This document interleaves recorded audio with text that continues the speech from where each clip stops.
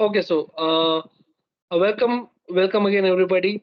This is our uh, new topic for our technology webinar, and today we are going to discuss and share the thoughts on our new topic, which is tech trends reshaping the future of digital payments. For this panel discussion, we have with us our eminent speakers. Uh, I will start with the intro.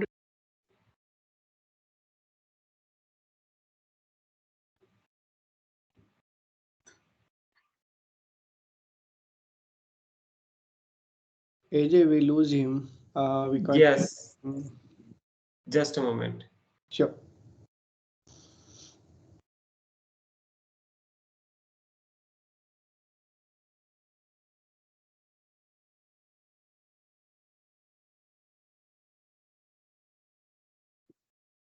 Ajay, somehow I am automatically getting mute. No, Hello. Harshal. Can we join again for the same meeting so we can avoid the technical issues and all?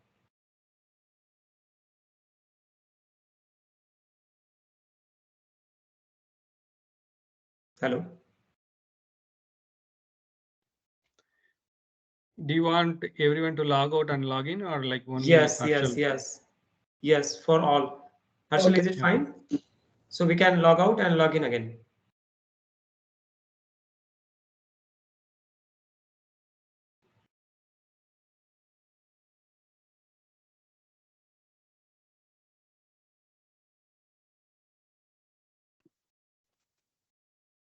Yes. Am I audible to everyone? Yes, now it's good. Don't know what's the issue going on today. We will be using the same thing from last 3 days, but never happened anything like that. Yeah.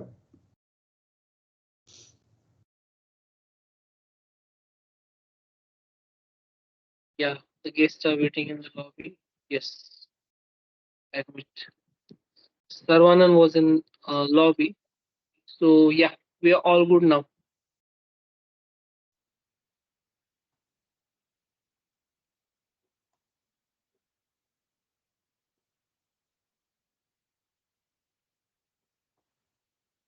Mr. Ajay, Yeah, am I visible, guys?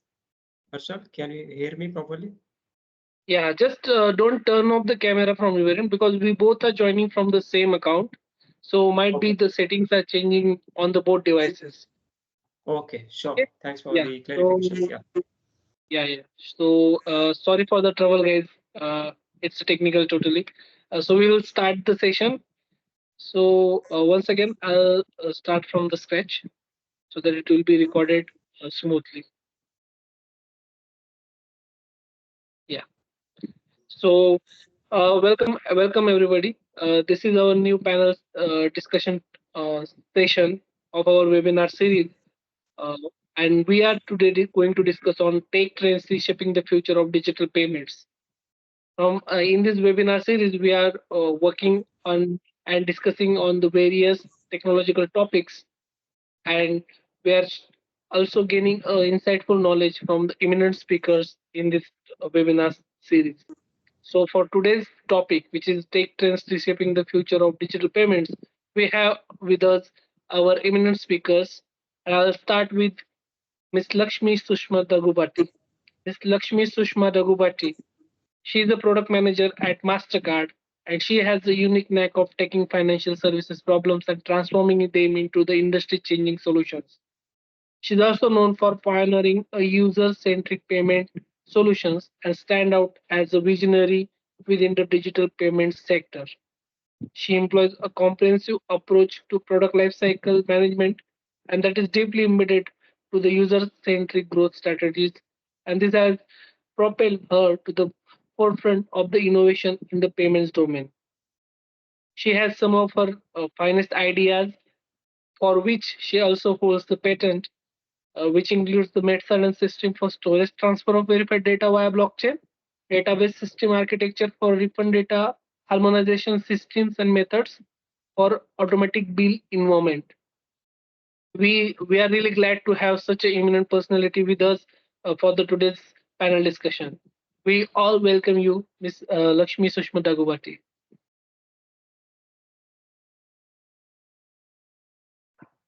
Sure. Thank you so much for the intro. So I can discuss at a very high level on what the future of digital payments is going to look like or what it is already looking like. And as you know, like I think we can discuss this as before pandemic and after pandemic. I've seen a lot of growth in terms of like digital payments, especially after pandemic, because a lot of people wanted to go like through the contactless way as much as possible. And we have seen a lot of shift from using like people using like from physical cards to using something from their mobile, like using their wallet. You have like Apple Pay, Google Pay, and there are also wearables like watches and stuff where you could Yeah, pay, make payments, right? right. And I have seen a lot of that mobile wallet dominance, or a lot of like the contactless payment expansion. And I think the other aspect for the future of mobile payments, I think we could see a lot of blockchain or the cryptocurrency adoption. I think that is still a long way through, but I have definitely seen some use cases where, in countries like Africa, they are using actually to make payments using Bitcoin. So it's not Yeah, like a whole Bitcoin, but then there are like a portion of a Bitcoin, like Satoshis. I've definitely seen that, but I think the challenge there is the regulation and government support, and also kind of putting some guardrails around how we can make these transactions safe and secure and reliable, and also ensuring that they are not used for the purposes that they are not intended for. I think they are being rigorously in like the not through like the regular means, but then like in black market and stuff. So that is something that as an industry as a whole need to figure out how we need to come that challenge. And the other aspect I think is like kind of integrating payments via APIs in our regular day to day. I think we have already come a long way in terms of how um, there are some companies, the main purpose of them is, for example, if you are like an Uber, if you are like an Uber driver, all you care about is if you are getting paid or not, and you don't really care like how you are getting paid. So and the companies like Uber have really taken that to the next level in terms of like integrating payment process and making it as simple as possible through the APIs and stuff like that. And there are a lot of other Internet of Things coming up recently. Like, I've seen like how our the recent car developments also have gone like from a very, very bigger dashboards. Like it's almost like a very, mm, very large scale. And I think in future we should be able to see, I think we have already have like some cases where your car can make payment on behalf, I mean obviously with your permission and authentication and things like that, but we could see a lot and lot of more yeah, things starting to embed these payment trails onto their physical devices as well, irrespective of which thing it is. yeah. Sure, Lakshmi. I will. I'm sure we will get more of the digital payments insight and all the features and all the things related to the industry with our upcoming questions and insights from all of you, all of the speakers we have today. So, along with you, we have speakers, Mr. Saravanan Karuppiah with us, who has more than 2 decades of experience in architecture and development of embedded software for medical devices and regulatory standards for medical devices. He has been a pioneer uh, member in the healthcare and medical industry, where they have implemented tech driven data into the automotive software domain, which is very helpful for the medical industry as well. So we welcome Mr. Sarvanan as well to the today's panel discussion. Along with Sarvanan and Miss Lakshmi, we have Mr. Vijay Panwar, who is today will be contributing his thoughts in the panel discussion. So, talking about Mr. Vijay Panwar, his journey from a launching startup to contributing into the ecosystem, like the in-flight entertainment experience, was a unique blend of entrepreneurial spirit, innovation, and the ability to work in highly regulated, diverse environments. His experience has fostered a deep appreciation for the nuance of technology solutions and also the impact on users and business alike. So we are very glad to have Mr. Vijay and Sarvanan along with Ms. Lakshmi for this panel discussion. I again welcome you all to this panel discussion, and we'll start with questions right Yeah, away. thanks. Yeah, thanks for the introduction and allowing us to share our insights. Thank you so much. So we will start with Ms. Lakshmi Sushma Daggubati. My first question for the session will be to you. Ms. Lakshmi, how are digital identity solutions contributing to the security and efficiency of a digital payment ecosystems? Uh, can you repeat? Sorry, that was fast. Yeah, sorry, sorry for that. I'll repeat my question. Yeah. So my question was, how are digital identity solutions contributing to the security and efficiency of a digital payment ecosystems? Right. Okay. So when it comes to like the digital identity, you have a lot of ways, right? One of the main things in that is authenticating yourself using biometrics. For example, I think v- like even a MacBook recently has like a fingerprint reader, and you have a lot of other biometric authentication, like when you are again using like an Apple Pay. Whenever you buy something, it authenticates your face and make sure it is really you.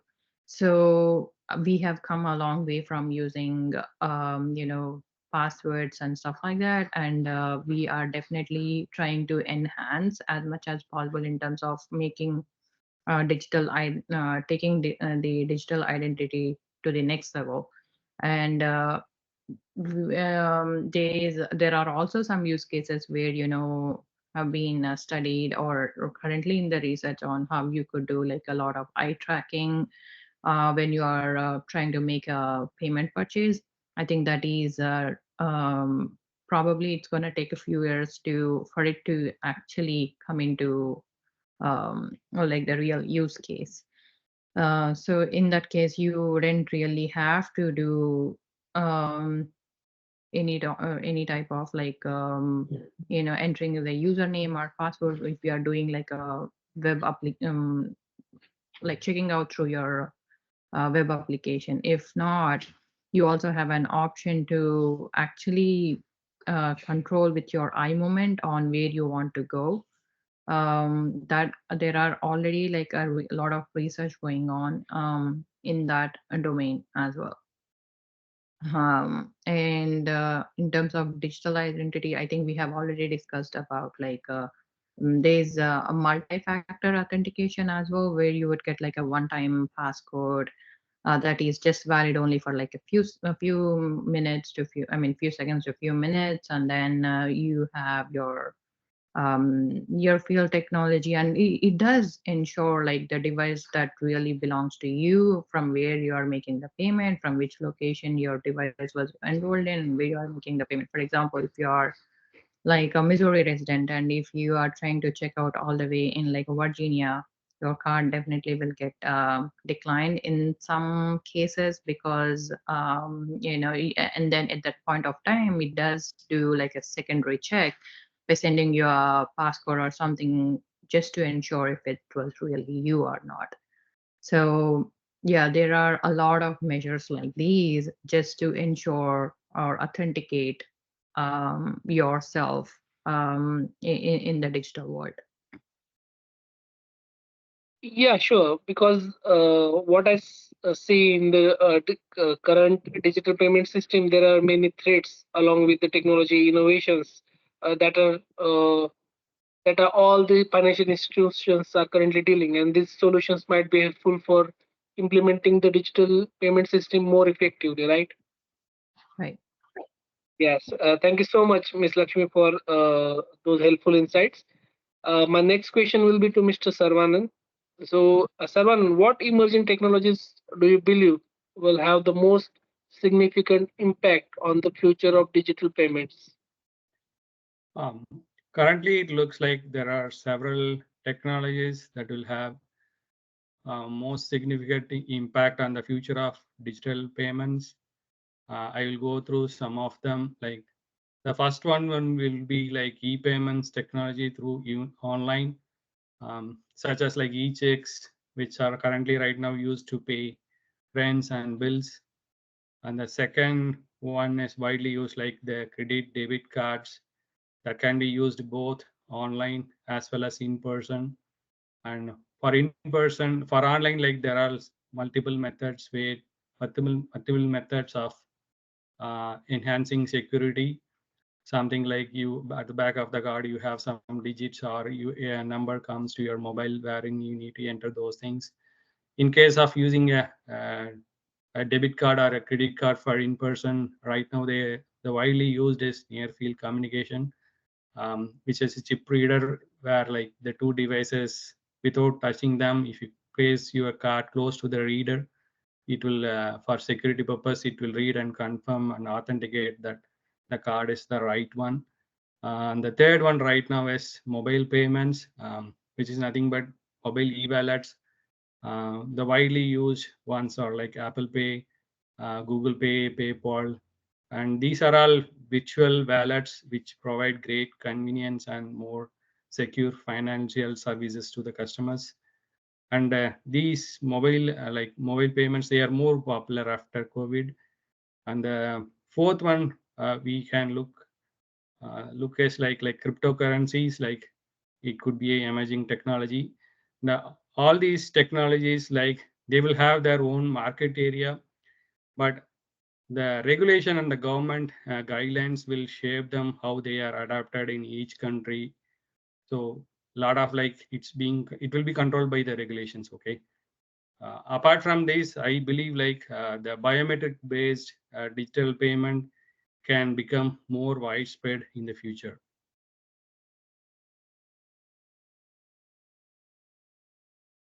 Yes, thank you so much, Sarvanan, for your views and thoughts on this. Yeah. So, we are going ahead with Mr. Vijay Panwar. So, Vijay, what innovations do you foresee in the realm of cross-border payments and international money transfers?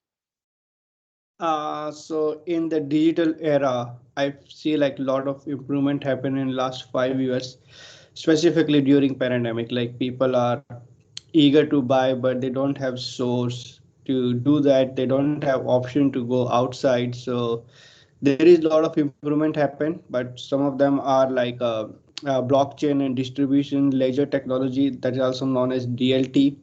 These technology actually promising like revolutionizing cross border payments by reducing time from days to minutes to seconds. That is also depending on the internet and another connectivity things too.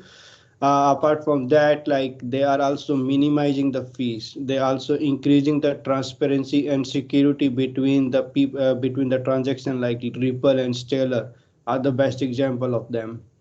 The second one is central bank digital currencies, like most of the banks are doing these days. India also launched their own currency where they can able to do a transaction with other countries in rupees instead of using dollars.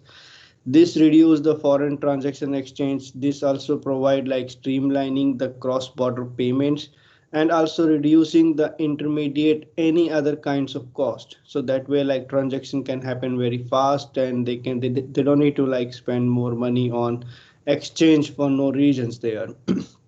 Third is like money, like mobile money partners, mobile money platforms. It's like profiling mobile money solution, particularly in a region like Africa, like Suspina mentioned earlier, like Africa, Southeast Asia. They will be utilizing like more like a cryptos to do the transactions or any other source where the burning fees of the cryptos are very less and they can send the money from one person to another person without like causing any kind of issue. These are like these like continue to facilitate like ease and more accessible for their like a daily purpose, I would say, and cross border as well. The last is API integration. Like every bank in the world is trying to make sure like the people are getting their money from one place to another place. So the API integration is very important. Like the use of APIs like allows for the seamless integration on different financial services.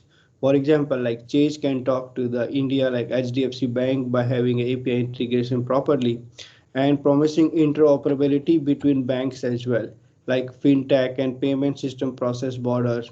This could also lead for more efficient and user-friendly payment solutions. And the benefit of doing all these things, like people can do it from one click from their home.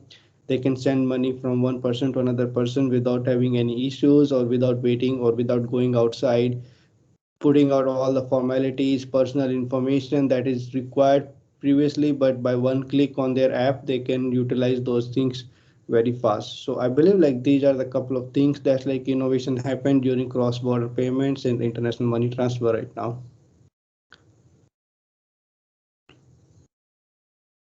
Yes, I do agree, and these techniques and innovations have really made everything for businesses as well as individuals very easy and helpful to transfer the payments and to stay connected.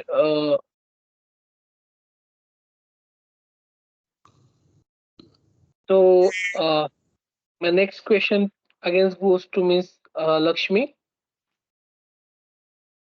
What role do you envision into the open banking APIs playing in the facilitating innovation and competition within the digital payments industry? Mhm. So when you think about like open banking, right? Again, the API integration would play like a very huge factor. One of the use cases that I could think of that I have experienced open banking is when you are trying to apply for like a mortgage, right? You would have to fill out a lot of documents, a lot of you will have to see how much money you have where in your checking account, and then it does also hold your credit card debts and stuff like that. Previously, you would have to enter all of that stuff on our own, and now there is this integration with the open banking where you could just fill out whenever you say you have like a checking account, and it does give you an option to enter the information of your bank details. And then, although you are on the lender's website, it does pull up your whoever you are banking with. If they are enrolled in open banking, they have like a simple capability to log into the bank details, and then they would be able to see just how much balance you have. And with that, the process has really evolved from not taking the things for granted. When I say I have like 30,000, in fact I might only have like 15,000 in my bank account. So there's no room for errors when the lender itself is capable of checking the information on their own and making sure making sure that you have enough buying power whenever they are trying to give you the pre-approval and stuff like that. And that's just the one use case, right? There are significant amount of use cases in every industry you can basically think about. And it is whenever the products are developed, it is we need to ensure that it could be open for like the open banking capabilities through the API integrations. And then it is up to the people in the industry to ensure that everything everyone who is getting this whoever your customer is, just trying to make sure that making the process as simple as possible for them, and expose the required APIs so that they could just pull the information in, and then make their process a lot easier. So that is definitely, I could see that open banking evolving, and then in more use cases going forward. Yeah, I do agree, and the backend and interface are really helpful to ease the payments using the digital solutions, as well as it also helps the security wise also, like the customer for customers like Yeah. businesses and the people like us. So I guess that's really helpful tech innovations, and your insights on those were also really inspiring. So next question will again go to Mr. Vijay Panwar. So Vijay, how might emerging technologies like quantum computing and 5G network impact the security and scalability of digital payment systems? Okay, so quantum computing. Like quantum computing is like a new technology, and but it also possesses a potential threat to traditional encryption methods. And in payment, in the world of online payment, encryptions are very important. Either it's from end to end, or either it's from on their own when they are storing the people or customer information on their servers. But quantum is a new technology. It's also providing opportunities to develop a new way of dealing the future threats, and also giving a chance to enhance the security by utilizing the quantum resistant cryptographic algorithms. Enhancing the security in the digital era is very important. Either it's like current threats that we have for online frauds and other stuff, or the future threats that we are not aware of but can come.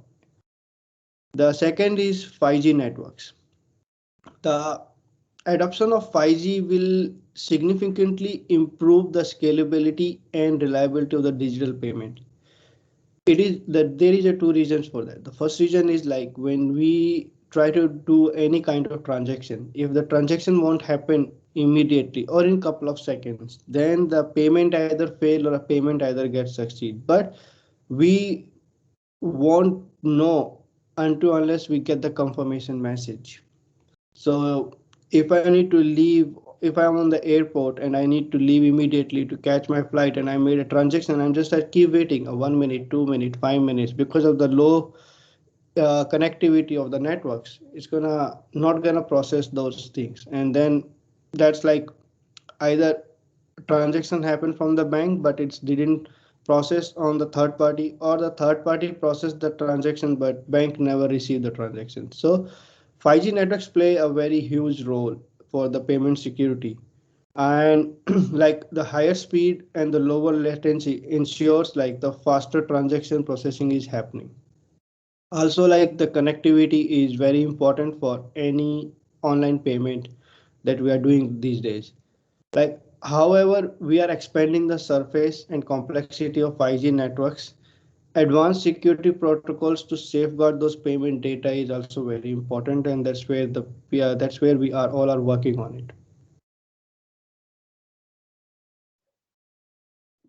I guess you really importantly and efficiently highlighted the problem every third person faces during the payment transactions, and I guess everyone here has already gone through it. And yes, those solutions are will really helpful if implemented perfectly. Yeah. So thank you so much, Vijay. So my next question will go to Miss Lakshmi Sushma Daggubati. So I just wanted to know, how do you anticipate the rise of peer-to-peer, that is P2P payment platforms, influencing the consumer payment Mhm. preferences and habits in the payments or paying ability? Right. So peer-to-peer, I think it has come a long way. from where we started initially, right? There are, I think, you would just have to like go to your bank account, add the person that you want to send money to, and then you need to have their information like their checking card, account number, and routing details. I mean, those are still needed if you are planning to send like the huge sum of money. But it has been simplified to a way where you could just add them with your mobile number, and then their name, and that's all you need. You can send the information right away. You can send the amount, how much ever you want, and then with the daily limits, as long as they are meeting those, we have come a long way. For example, in US, there is a Zelle, and then you can just add the whichever account you are banking with, or whichever account the other person is banking with. It doesn't really matter as long as they are enrolled in that particular form of payment to be able to receive. And then there are a lot of other apps outside of your regular issuing bank. There is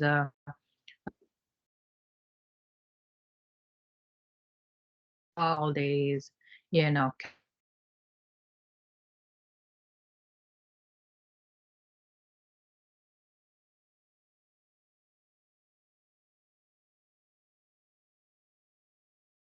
$20 gift card, as long as they have like that Apple mobile phone, right? So there are a lot of different P2P form of payments that has come a long way. And then how I think would this thing would impact the consumer behavior. I think it really eases the pain that is involved in sending a payment to someone. And then it also does improve the customer experience. They do not need to spend a whole lot of time trying to obtain the details that are needed. And in most cases, P2P is not just about sending the payment to your friend or someone. There are other use cases for it. For example, if you are buying something off of the Facebook Marketplace, and they need to make a payment, and you could just make that payment instantly with your phone, like in whichever way they are interested in receiving the funds, right? There are other use cases as well. And then there are absolutely some guardrails around it on whom you could send the payment to, and then if the person that's receiving is the person that you intend to send to. Because in most cases, for the P2P payments, there is no way you can get your money back once you have sent it to them. So there are definitely some guardrails on how much you can send,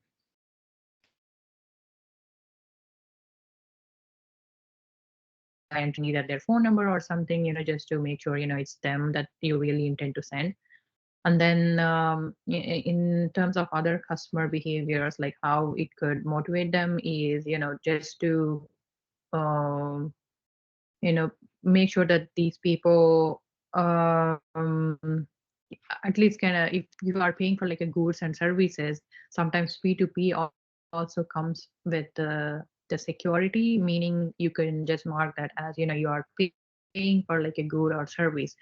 With that comes the whoever is receiving on the receiving end will receive lesser amount of dollars, but for the whoever is sending it, they will have a sense of protection. Let's say they bought like a mobile phone or something, or maybe they paid for like a flooring service that someone did, and some down the lane, if something were to go like really bad, you can always come back to the whoever your payment card or whoever your payment network was. You can come back and say, hey, I paid this for the goods and service, but the job was not accurately done. So you could always come back to them and say, and claim, they did not do the job that they were told to, and you will get that sense of protection. So either you are entitled to like a partial refund or full refund, depending on how bad the job was. So there are a lot of these things in play. One is like enhancing the customer experience, kind of sending the payment in minutes, and then with the sense of security it comes with, if you are really doing for a different type of payment, if you're really paying for like a service. And then P2P, I think there is also another use case that is really being tested is, for Uber and stuff like that, they want to get paid immediately. That's another use case. And we all know as employees we get paid on like every like 15th or every 30th, like or bi-weekly or monthly. Sometimes there is also like these use cases on like people want to get paid immediately. It's very uncommon in like a corporate environment. It's more about like more like a gig economy. That's where I think it is the expectation that they get paid immediately, irrespective of how long your commitment is with them, be it like a year or two. If it's like the consulting type of work, if they have done work that day, they are entitled to receive the money immediately. So those are also the use cases that are rigorously being tested and making sure they would get implemented in a way that is convenient and easy for everyone down the line. Understood. So, out of curiosity, if I may ask, what percentage of payments, digital payments, exactly P2P contributes? Like out of 100, how percent, what percentage of P2P payments are done by the consumers? If you can just summarize the number.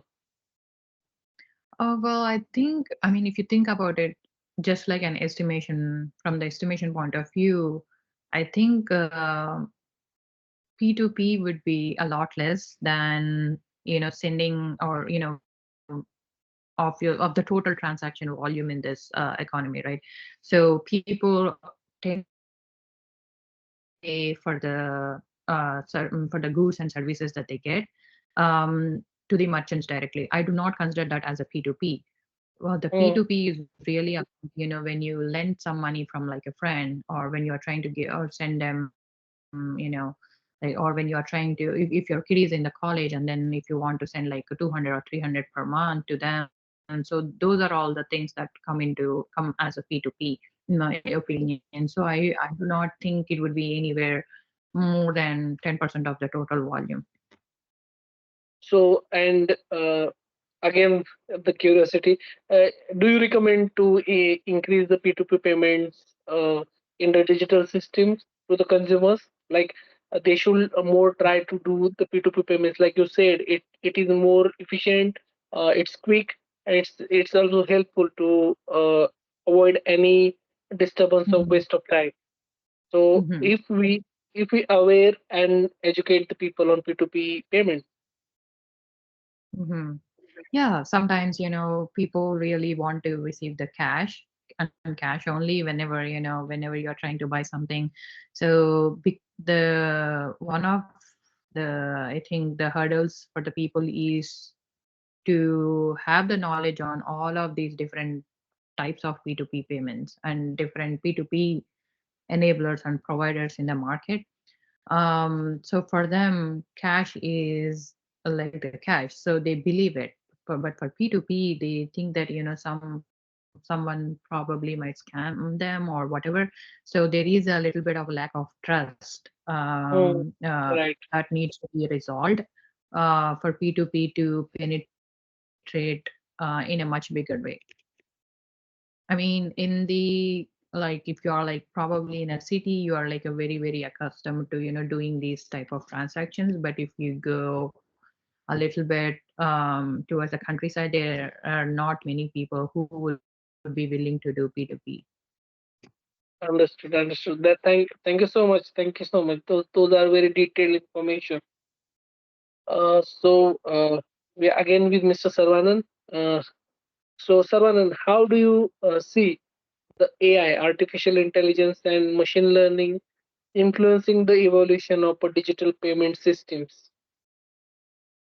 Yeah, the artificial intelligence and machine learning, along with their advancements and also like other technologies like biometrics and blockchain, they are all making the digital payment systems more secure, convenient, and accessible to a lot of consumers. Okay, it's accessible because like a lot of payment methods are available, and each one can use their own pay, like whatever is available and that is convenient and available to them.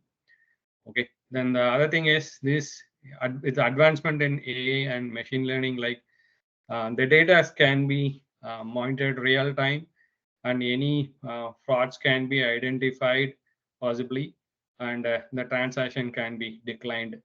And also these technologies, like they help in giving out the trend grab and about the fraudulent transaction, and they help in identifying the future trends in fraudulent activity. Okay, and further these artificial intelligence and machine learning algorithms, as they evolve, right, they can analyze vast amount of data in real time, yeah, which means like they really help in these fraud detection effort. Okay, and companies, like they can widely use these technologies to protect themselves and from the customer, and this helps in a lot of like avoiding liability lawsuits. Okay, and with respect to biometric, it will be really interesting. Okay, so for example, like you can go in future, there could be a scenario where you can go to a shop without your even a mobile or um, your wallet, and you can do perform the transaction. And these AI system machine learning, they can enhance, and they can provide this with the help of like scanning your face or scanning your iris or your handprints. Okay, um, and that could be a situation in future, like even without like any data connectivity, you'll be able to do digital payments. So these are my views that with respect to like artificial intelligence and machine learning influencing the evaluation of digital payment systems. Thank you so much, Sarvan. That was helpful. So, last question of this session, we'll go to Mr. Vijay. So, Vijay, lastly, I just wanted to know, looking ahead, what are the key trends and developments you expect to see in upcoming future of digital payments, like over the next decade, we can consider? Yeah, that's a very interesting question actually. So the first thing for the future trends is like a rise of super apps. The meaning of rise of super apps is like platform and integrating various financial and non-financial services at one platform. So this will give like users a comprehensive ecosystem for their digital transactions. And I can see like some of the countries already following that trends. So this is a it's an in-person example. Like I was in India a couple of months back. I've seen like I can utilize my international card anywhere. No one is hesitating to taking that card. I just tap and go any store, any shopping center, any food court. I can just do it. I can use it. But 3 years back when I came, I'm trying to use my card. Everyone is so much hesitating to utilize the card. They're saying it's gonna cost us money. It's gonna be XYG transaction fees. It's gonna be they're gonna charge you that fees. They're gonna charge us that fees. So we're not gonna get our money. So those hesitations is gone almost in India. Like everyone is moving towards the digital payments and utilizing the new apps that's built by the big companies like Google and others. And yeah, the Mastercard is also providing a lot of input on them, like making sure the transactions are secure. Second is the future is AI and machine learning, which is very important because they're gonna catch the fraud immediately. These are like advanced analytical powered by AI. So this will help people to trust like if any kind of fraud happened without their knowledge, they can immediately report and block those transactions. So this way, enhancing the trust, utilizing the future trends is very important in people too. If people is not gonna trust the new technology, they're not gonna use them. So that is very important for them. Expansion of contactless payment, we already seeing a lot of countries, lot of places there is a contactless payment is available. You can use your Apple Watch or any smartwatch to do the payment. Mobile phone, wallet, everyone like they don't need to like take out their actual card to make the payment, just like store the digital card and then you can make the payment from there. Even in the airline industry, that's where I'm working on these days. Like at the 36,000 feet above the ground, you can still able to make a payment. That's the technology we are working right now. If you need to buy something that is not available in your ticket, you just like put your card there or put your card initially during booking the ticket, and they will charge you on 36,000 feet. So that's like a very good movement we are doing these days in the airline industry as well. This last but not least is like sustainability or in payments. Like the ecosystem is very important. Like whatever we are developing, whatever the future trends we are following, we need to make sure the carbon footprint of the digital payment should be zero. And that will also like gonna like what do I say, like promoting the sustainability, and people will adapt those things very fast. Yeah, those were interesting and cool things I heard, and also expect to see the changes you mentioned will implement soon, and will have more efficient system in with us. So, uh, just the last question, I will ask Miss Lakshmi Sushma Daggubati to, if you want to summarize today's discussion, what will be your views for all the discussion we had today with you, Mr. Vijay and Mr. Sarvanan? How do you want to summarize about the topic, the take trends in the digital payment system? uh, I will ask you to summarize this session so that it will be helpful insights again at the end of the session from your end. Sure. Yeah, so definitely the session has been a little bit, it did cover a lot of aspects of digital payments, right? We did talk about open banking, we did talk about quantum computing, we did talk about quantum payments in the same spectrum, and then we did talk about digital identity. And we did talk about a lot of biometric stuff. We did talk about like how we are going to authenticate in terms of who, like, digital identity, and how it could evolve down the lane. So we did touch a lot of aspects of digital payments, and we also discussed about how some countries are well ahead of payments in terms of like on the other countries, right? That's the other thing. And then we also did talk about a lot of stuff like what is in the development and what will be the future for the digital payments. For example, like we did touch upon like the blockchain, we did touch upon like the cryptocurrencies, what is it going in the future. So there are a lot of topics that we have covered in such a short amount of time frame. And we also discussed how the mobile wallet adoption has increased tremendously since COVID because of the contactless payments. So this session has been really insightful, and for me, it gave me a little bit of you know um, of like gave me an opportunity to combine all of my experience in such a comprehensible way in such a short amount of time frame. So yeah, this is definitely really useful for me. Thank you so much. Thank you so much for summarizing it in really great way, so that we got all the insights we discussed in last 1 hour. So again, I'm thankful on the behalf of our team, the Business Frame, to all of you to join this important session to discuss on the digital payment system, which is the integral part for every citizen on our globe. And thank you so much for sharing your insights, your expertise, and thank you so much for your time.